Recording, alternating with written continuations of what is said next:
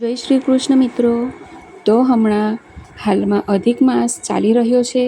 આ મહિનામાં ભગવાન વિષ્ણુ અને શ્રી કૃષ્ણની કથાઓ વાંચવા અને સાંભળવાની પરંપરા છે.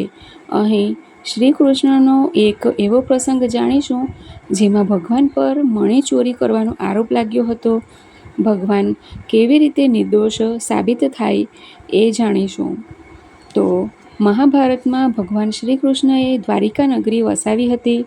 દ્વારિકામાં સત્રજીત નામનો એક વ્યક્તિ હતો. તે સૂર્યદેવનો ખૂબ મોટો ભક્ત હતો.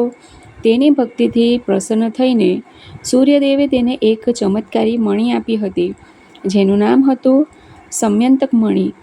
આ મણીની ખાસ વાત એ હતી કે તે દરરોજ ઘણું સોનું આપતી હતી.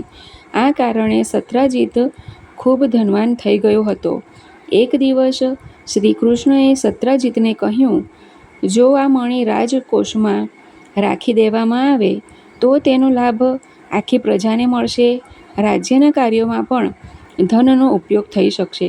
પરંતુ સત્રજીતને પોતાની મણી પ્રત્યે ખૂબ લગાવ હતો. તેણે સ્પષ્ટ ના પાડી દીધી. શ્રી કૃષ્ણએ તેની વાતનું ખોટું ન માન્યું અને પોતાના મહેલ પાછા ફર્યા. સત્રજીતનો એક ભાઈ હતો જેનું નામ પ્રસેનજીત હતું. એક દિવસ તેણે છુપાઈને પોતાના ભાઈની સ્યમંતક મણી ચોરી લીધી અને તેને લઈને જંગલમાં શિકાર રમવા ગયો. જંગલમાં એક સિંહે તેના પર હુમલો કર્યો અને તેને મારી નાખ્યો. આ દરમિયાન મણી ત્યાં જ પડી ગઈ. જ્યારે સત્રજીતને પોતાના ભાઈ અને મણીનો પત્તો ન લાગ્યો ત્યારે તેણે વિચાર કર્યા વગર આખા નગરમાં આ વાત ફેલાવી દીધી કે શ્રી કૃષ્ણએ મણી ચોરી લીધી છે અને પ્રસેનજીતની હત્યા કરી દીધી છે.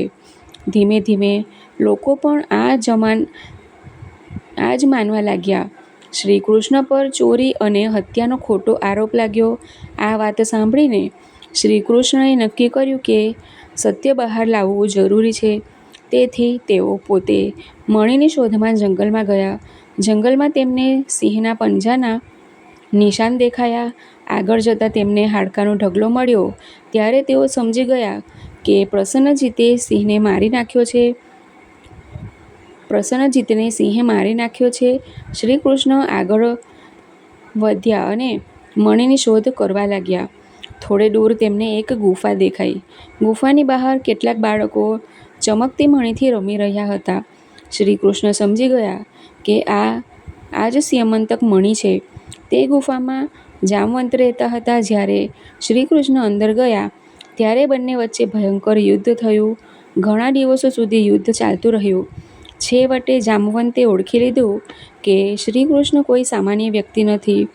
તેમણે હાર માની લીધી અને પોતાની પુત્રી જામવતીના લગ્ન શ્રી કૃષ્ણ સાથે કરાવી દીધા. સાથે જ સ્યમંતક મણી પણ તેમને સોંપી દીધી. શ્રી કૃષ્ણ મણી લઈને દ્વારિકા પાછા ફર્યા અને સત્રજીતને પાછી આપી દીધી. ત્યારે સત્રજીતને પોતાની ભૂલનો અહેસાસ થયો. તેણે શ્રી કૃષ્ણ પાસે ક્ષમા માંગી. મિત્રો, આ પ્રસંગ પરથી શ્રી કૃષ્ણએ આપણને શીખ આપી છે કે જ્યારે કોઈ પર ખોટો આરોપ લાગે છે ત્યારે વ્યક્તિએ ગભરાવું કે ક્રોધિત થવું ન જોઈએ અને ધૈર્ય અને સમજદારીથી સત્યની શોધ કરવી જોઈએ. સત્ય અંતમાં ચોક્કસ સામે આવે જ છે. જય શ્રી કૃષ્ણ.